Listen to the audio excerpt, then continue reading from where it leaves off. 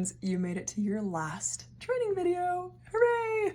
We're going to talk about hot topics and current events. So grab a notebook and I want you to write down the first thing that comes to your mind when you hear the following topics, okay?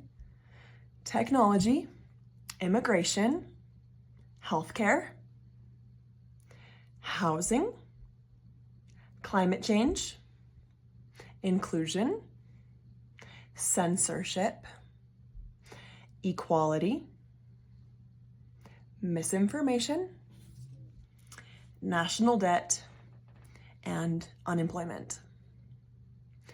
Okay, those are 10 hot topics that our 2025 Miss America delegates were asked for their onstage questions. They were given 30 seconds and they said, here's your topic. You have 30 seconds to say whatever you want about it. That might be a fantastic exercise for you to do, because a hot topic is anything that is going to be sensitive, divisive, or personal, or difficult. That's why it's called a hot topic. Is it something that is controversial? Okay, those were some examples of hot topics, and I'm going to list a few on the slide as well. And here's how you want to handle hot topics as a title holder. You want to be diplomatic, you want to have an opinion, and you want to be considerate. So if you have a panel of judges and you're asked a question about any of these given topics, let's say healthcare, and you have a really strong opinion that we should have public universal healthcare.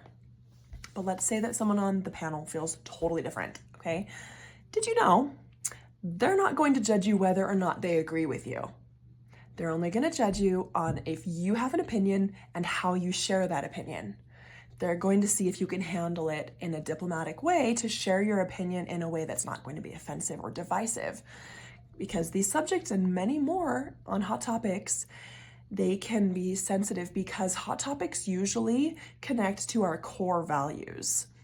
So another exercise you could do in regards to hot topics, I want you to write out some of your core values.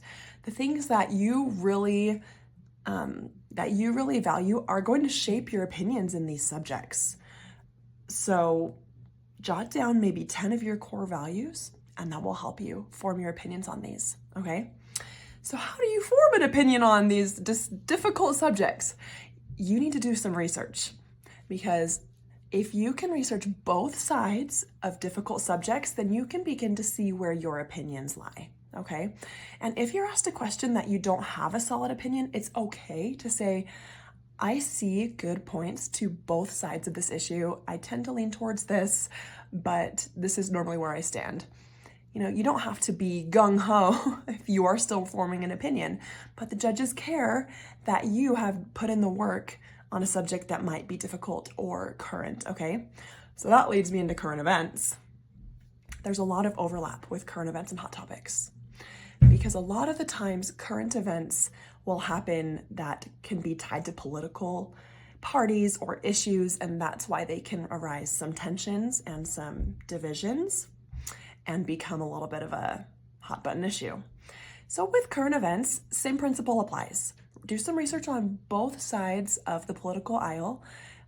News outlets, people that you know, ask questions, maybe branch out a little bit more, not just social media. You could listen to podcasts, like I said, ask friends, college professors, teachers, history professors, people like that. If you have a specific issue or current event that you want to pick their brain and say, how would you describe this? Or what is your opinion on this? I'm curious. You know, if you ask these people and get a little bit of feedback, you could have a discussion about it, and you will be much more well-rounded when you're discussing current events, especially in your private interview. I remember having a question about a current event in my interview that had happened that week, okay? So just if you look at the news now, you're not really off the hook. It's good to keep tabs, maybe weekly, daily, maybe get some email notifications or follow news outlets that will keep you currently in the loop. Okay.